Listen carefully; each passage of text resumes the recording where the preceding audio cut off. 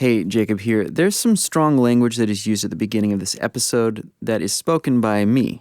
I feel it's appropriate, but I just wanted to make you aware if you weren't into that sort of thing, or if you were my grandma and didn't want to know. Okay, so we got our groceries. It started to rain while we were loading it up. That's my beautiful wife, Catherine, and she's talking about a day earlier this year where something terrible happened. We were out running errands, she was driving, and on our way home, as we were on the interstate, it started to pour.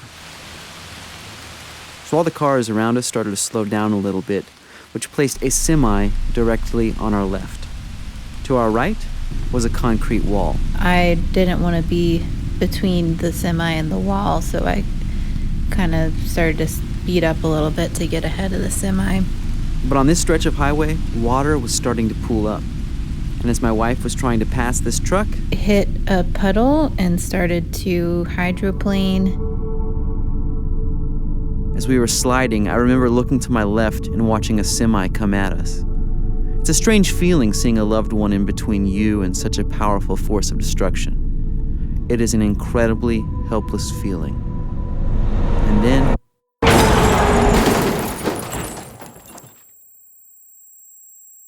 I remember broken glass, the police asking me questions, and the look of terror on my wife's face. We rode with a talkative man in a tow truck to a junkyard. Our car was totaled. We were sore and dazed, but somehow very much alive. That night we were going to go over to my wife's brother's house to wind down and be fed a meal. We were just trying to be normal despite the traumatizing thing that had just happened. But when I grabbed my keys to leave, there was a moment.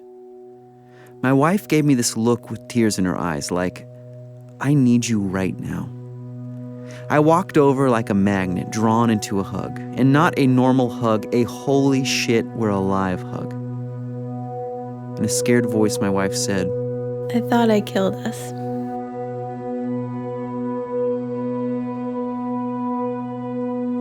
Then something happened that has never happened in our almost 8 years of marriage. We both lost it completely. Now, to be clear, I am a crier. I've shed plenty of tears over the years, and so has she. But one person is always playing a role, either of support or maybe even the reason why the other person is crying. But this time, we were both just lost in it. As we hugged, I could feel breath rise and fall in her chest. She was alive. I was alive. It was a reminder that we are so incredibly fragile and that every breath is precious.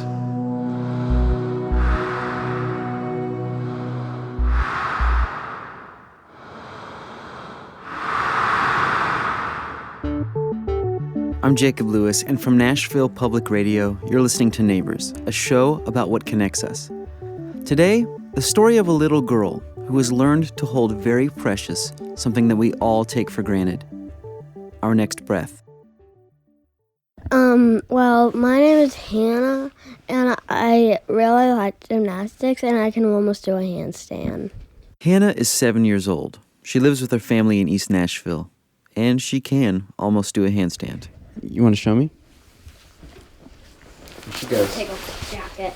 Taking off her jacket. Whoa!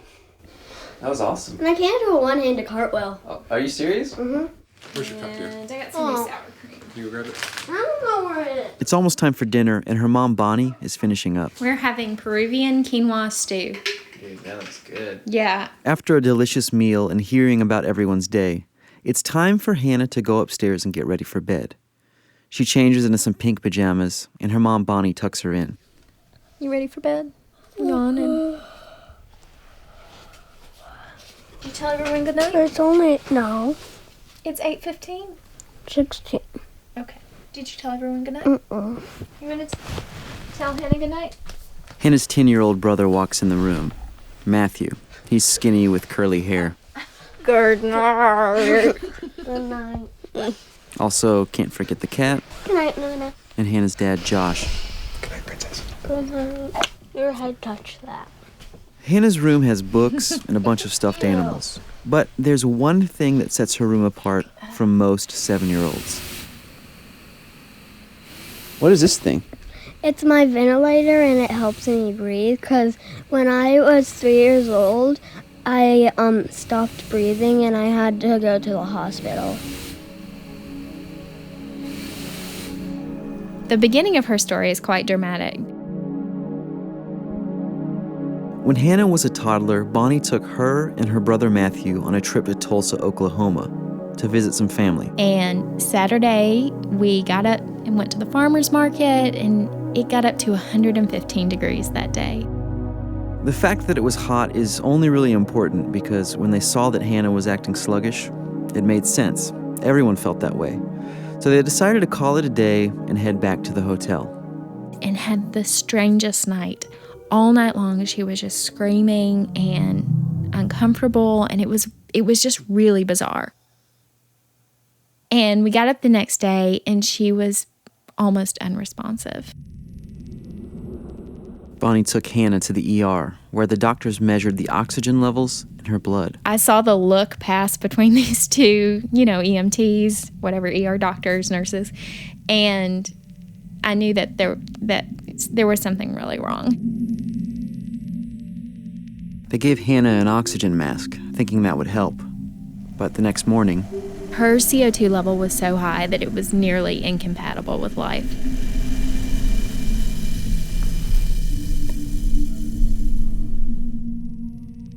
this is not supposed to happen. This should have solved the problem. So the doctors take her to the ICU. They give her a breathing tube that forces her to take breaths, unlike the oxygen mask that they gave her before.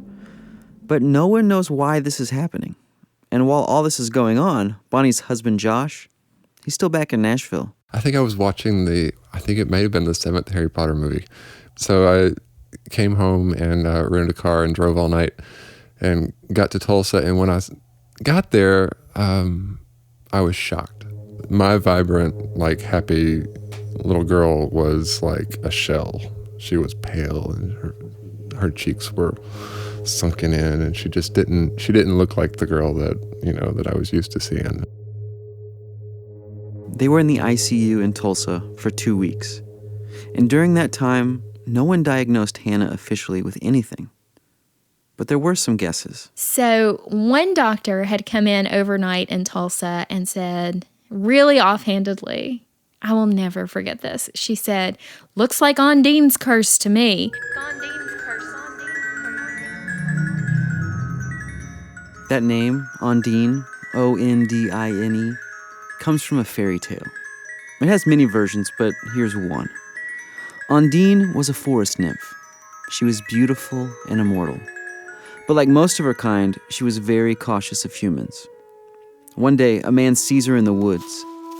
He's overcome by her beauty and falls in love immediately.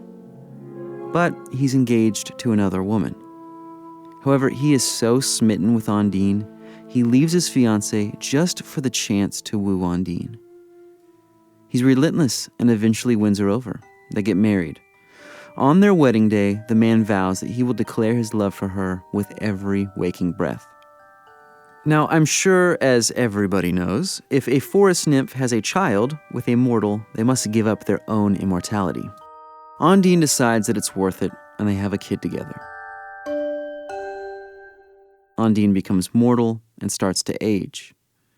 And the man's love for her begins to fade as she loses her youth. One day, he's walking near a barn and he sees his ex-fiancée. Thinking about his life, he tells her he regrets his decision to leave her, and they have a passionate affair right there in the barn.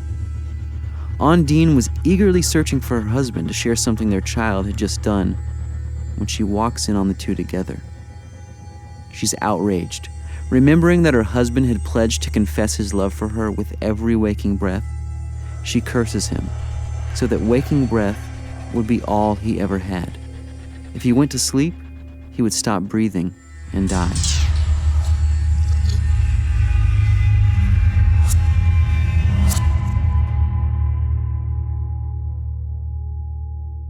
But for a lot of people, Ondine's curse isn't a fairy tale. It is a genetic disorder called CCHS, congenital central hypoventilation syndrome. And the doctors have no idea if that's what's causing Hannah's problems or not. I was reading about this condition and thinking, this is impossible. Like, we can't do this. Like, I don't see how anybody can live, on a ventilator for the rest of their life. But miraculously, Hannah started to get better. They got a medical flight to a hospital back home in Nashville. They did some more tests, but she seemed fine again. They thought whatever it was had passed, so they threw a party for her. She's been healed. Everything is okay. Life started to get back to normal for a couple weeks when Bonnie got a call from Hannah's pediatrician. And said, you need to come into the office. I need to talk to you about something. And I sort of knew, that's a really weird call. So we come in, and she's got the gene results from the lab. They said that Hannah had a genetic mutation on her FOX2B gene. It was CCHS. When she goes to sleep, her brain stops telling her to breathe. I had done all that reading about CCHS and, all those nights in the ICU when I couldn't sleep. And I knew exactly what we were facing. And Josh is just like, oh, okay, all right. Well, now we have a diagnosis. That's good. We can deal with it. And I'm just thinking, oh, no. This just changes everything. There are about 1,000 diagnosed cases of CCHS in the world. It's really rare, which means a lot of doctors aren't super familiar with it, and there aren't any local support groups that Bonnie can just show up to. So she started researching online and found this thing called the CCHS Family Network. They had a Facebook group and a sign-up on their website. So Bonnie registered, and then something really improbable happened. A woman in Tennessee named Liz got an email saying that there is a family in my area who has a child who has CCHS, and would I reach out to them? Liz's daughter Carmen has the disorder. And I immediately saw their address in the registration, and I was like, wait a minute, what? They live like a mile away. Well, I know somebody else that has CCHS, and her name is Carmen. Carmen lives practically down the street, and like Hannah, she needs a ventilator at night. But Carmen uses a breathing tube that goes directly into her neck. What do you think of that, knowing Hannah and Matthew? I think it's really cool to know somebody who knows what feelings that I feel in the condition, and what I have to do before I can go to sleep. Carmen is 4 years older than Hannah, and just so happened to be in the same school and grade as Hannah's older brother. By the time Hannah went to that school, the school nurse knew exactly how to take care of her and what signs to look for. And it gets even crazier. Hannah's dad and Carmen's dad worked at the same place. Liz and others from the CCHS network helped Bonnie know what to do. Things like what kind of ventilator to get. Important things that potentially helped save Hannah's life. And Hannah's mom, Bonnie, needed that support. Anyone who's ever worn a CPAP mask, that it's a suffocating feeling. It's supposed to be helping you breathe, but you feel like somebody is trying to stop your breathing. And so she was just fighting us for about a month. It was heartbreaking as parents. But, we had to stay the course because that was life support. It is life support for her. And it was just, not optional. Liz made a comment to Bonnie that she's like, you'll never sleep well again. Or something along that line. I can't remember exactly what it was that she said, but it was basically like your sleep will suffer for the rest of your life. And she was coming at it from a place that I fully understand now. And I think if you asked her again, maybe she would have softened it a little bit, but but it prepared us in a way, and it scared us too, but it's been true.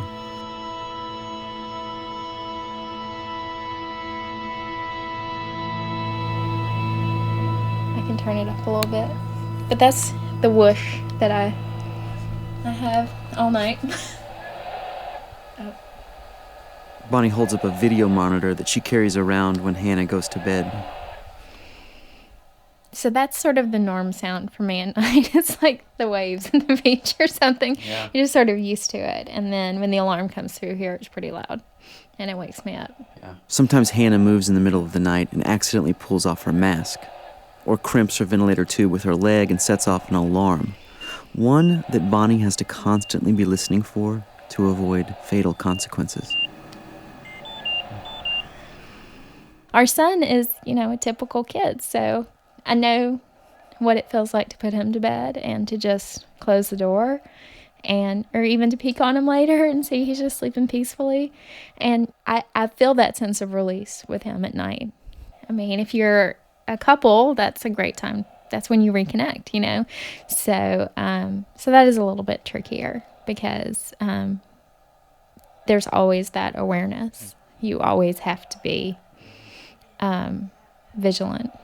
Really, while Hannah's awake, I don't worry about her 75-80% of the time. When the sun goes down and it's getting to bedtime, then no, there's not a time when we're not aware, if not, worrying. We don't go out on dates at night, because we can train someone on her needs, but then there are so many sort of nuances and little things that can happen that are just impossible to tell someone about. So this is what it sounds like when the air is just blowing through, and when it meets some resistance, it starts actually giving breaths. So we're going to put on her mask now. Can you sit up? It's bedtime again, and Hannah's in her pink pajamas.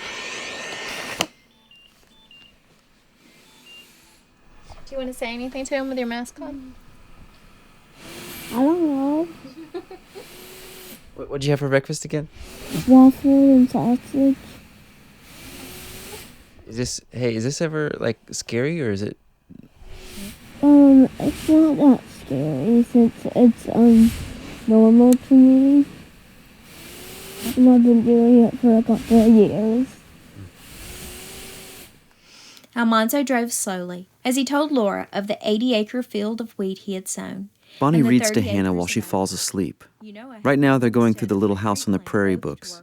They're on These Happy Golden Years, the one where Laura and Almanzo get married. When Josh and Bonnie had their first kid, they decided they were going to be free-range parents. Let Matthew ride his bike a certain distance from the house, walk to school by himself, scrape up his knees. But then things changed. I asked Josh what his main emotion is when he thinks about Hannah having CCHS. Yeah, it's not joy. It's certainly not joy, and it's not sadness. I mean, we don't mourn for what we have or what we might have had. For me, it's anger. I mean, I'm angry that this little 6-year-old kid has to deal with this. I can remember this feeling once we got the genetic test back. It's really rare that you just have this mutation that comes out of nowhere. But once you have it, you have a 50% chance of passing it on to your own kids. And when that realization came to me that, she's going to have to decide whether she wants to have kids and to pass this on to her own kids, it broke my heart. And that still really upsets me that she's going to have that decision. But it's different now that we've lived with it for 4 years, 5 years. Once the uncertainty is over and once you sort of get into a groove, it's not so terrible. It's not normal. It'll never feel normal, but it's her life. It's the life that we know now. And I feel like she's going to come to that decision with all of this knowledge, and she'll be able to make that decision for herself.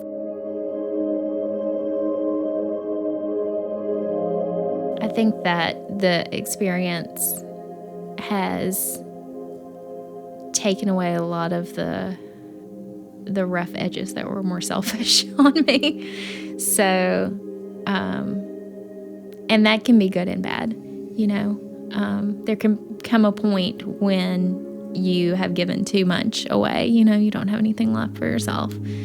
I've probably been there a couple times, but then there are times when you need to be just really outwardly focused. And I feel like I can do that in a much better way now than I was ever able to before.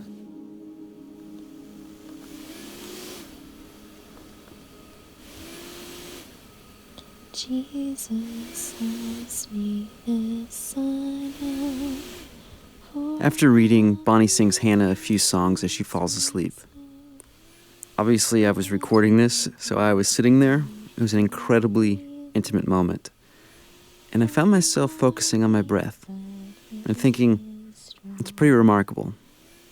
When I go home, I have the confidence that I'll get in bed, go unconscious, and wake up the next day just fine. But seeing this little girl fog up a ventilator mask as she drifted off, I couldn't help but be in awe of every breath. Every one I take. Hannah takes, my wife, everybody I know and love, everybody I don't. We're alive, and every breath is precious.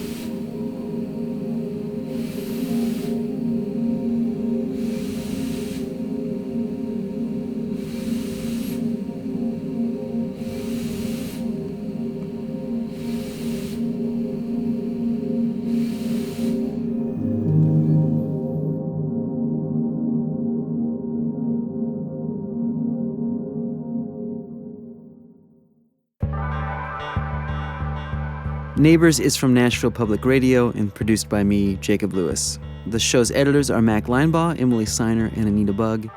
Neighbors is a member of the Herd Collective.